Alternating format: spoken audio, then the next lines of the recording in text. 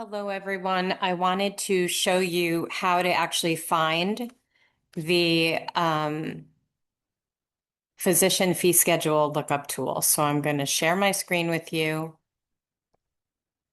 and we're going to find this together. So I'm sharing my screen and I'm going to simply type in physician fee schedule lookup tool, and it's the first thing that comes up. Okay, here it is. And you're going to scroll down. It's going to explain everything that it is. You're going to click begin search. Okay, and it's telling you that it's using the latest CPT code information. You're going to click accept, and here we go. The year is 2026. You're going to scroll down to a single HCPCS code. This is where you're going to enter your CPT code. So let's say 99350. All modifiers, and as we discussed, you're going to select your location. I'm in, so that means you're going to put in a specific locality. I know that I'm in Resta, Florida, so I'm just going to type that in. But you are going to find your locality and you're going to search the fees, and it's going to give you the fees for this 99350 code. Okay, let's scroll down. Now we have a table, and I just want to go through this. So it shows you the MAC locality.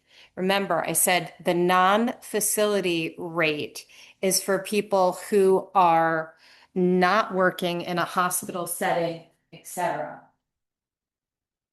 People who are working in a hospital setting, it's assumed that the hospital is keeping the lights on, etc., that it's their overhead. So a non-facility price is a little bit different because it's paying the provider for the overhead is what kind of their justification is. So the rate for a established patient in a domiciliary setting is $194.24. If you were in a facility limiting charge, that means that it doesn't represent necessarily what CMS pays, but that's the max amount a non-participating provider might get paid. That's for somebody who is actually not a Medicare provider accepting assignment, but still is seeing Medicare patients. It's very, very different. So the ones that I look at here are the non-facility price or the facility price, and see how they're identical. Okay. So remember we said that the nurse practitioner, if we're speaking about nurse practitioners, they're going to be receiving 85% of the physician rate for this code. And 85%, if we do the math, let me do that, is $165.10.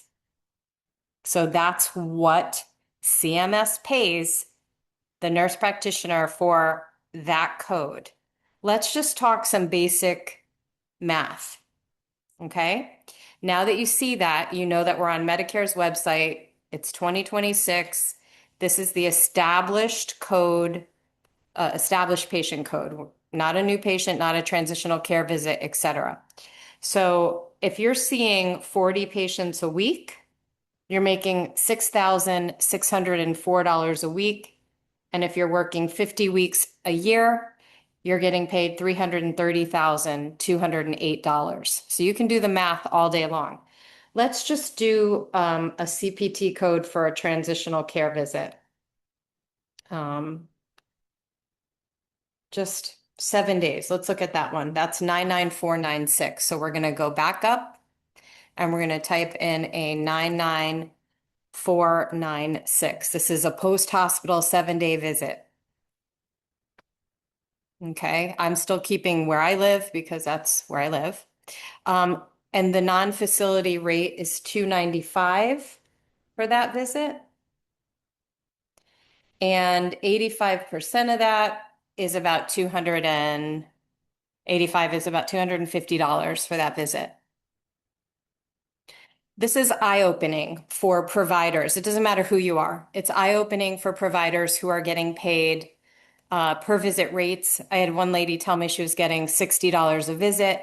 I had another provider tell me that the doctor's taking 70%, even though she's autonomous. And I told you about my physician friend who does psychotherapy and what she was getting paid. So my advice to you as autonomous providers, whether you're healthcare, I'm sorry, whether you're physicians, whether you're nurse practitioners who are autonomous considering your own practice, do the math. When you are negotiating contracts, know the numbers. Then you can go in armed and you can go in armed and dangerous and ready to negotiate. Because without knowing this, you're kind of at a loss. And I think this is very important as business people, as you know, when you are a nurse practitioner, you're at a different level. You're providing a different level of care. You went to school a long time and you deserve to be paid what you're worth. You are worth so much more than they give you, the world gives you credit for. Certainly, the people paying you don't want you to have this information, but it's important to be armed with this knowledge so that you can make really informed decisions for yourself and your family.